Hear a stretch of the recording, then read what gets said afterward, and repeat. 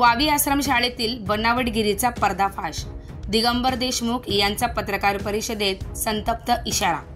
राजा शिवछत्रपती शिक्षण प्रसारक मंडळाच्या विंचूर दळवी येथील माध्यमिक विद्यालय व वावी येथील प्राथमिक आश्रमशाळेत हजारो रुपयांचा शैक्षणिक भ्रष्टाचार उघड झाला असून या विरोधात दिगंबर देशमुख यांनी पत्रकार परिषद घेऊन आवाज उठवला आहे।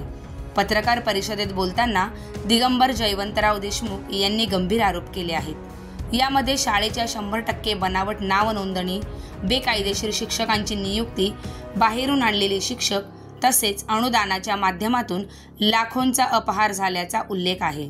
देशमुख यांनी स्पष्ट केले की विंचूर दळवी या शाळेची मान्यता सन 1999-2000 पर्यंतची असून ती वापरून वावी येथील प्राथमिक शाळा अनधिकृतपणे चालवली जात आहे।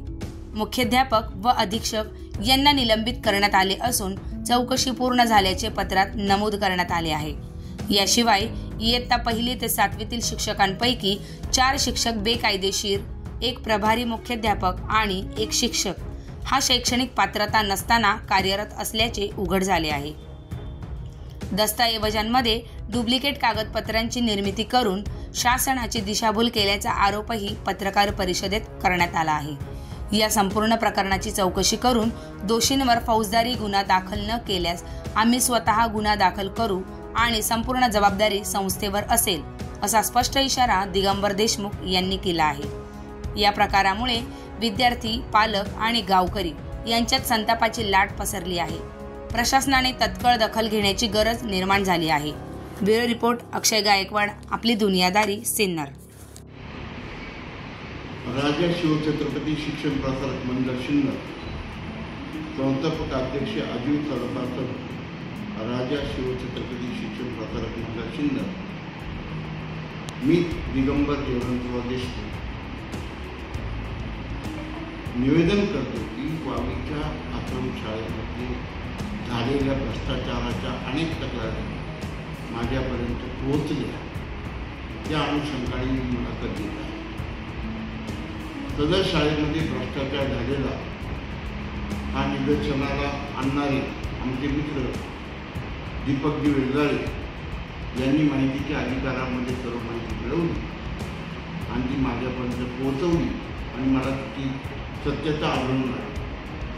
त्यांनी दिलेली जी माहिती आहे त्या माहितीच्या आधारे लक्षात येतो की लाखो रुपयाचा भ्रष्टाचार या संस्थेमध्ये झालेला आहे आणि या भ्रष्टाचाराला जबाबदार फक्त शिक्षक आहेत असं नाही, तर संस्था चालकांच्या संमतीनेच झालेला भ्रष्टाचार आहे।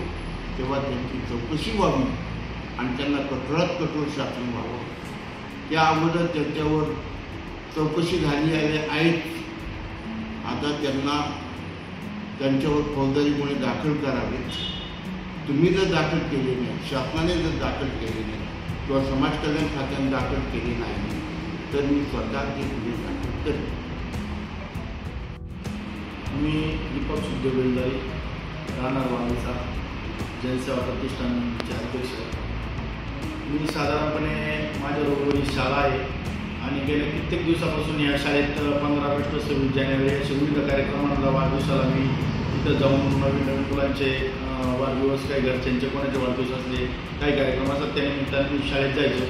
तर तिथे साधारण काही मला 30-35 मुलं दिसायची आणि मुलांची खूप बिकट अवस्था होती। मग याच्यावर मी थोडी शहानिशा करून आमचे मित्र दिगंबर देशमुख सर यांच्याशी संपर्क केला। आमच्या दोघांचा संपर्क झाल्यानंतर साधारण मग ती माहिती मिळवायचा प्रयत्न केला।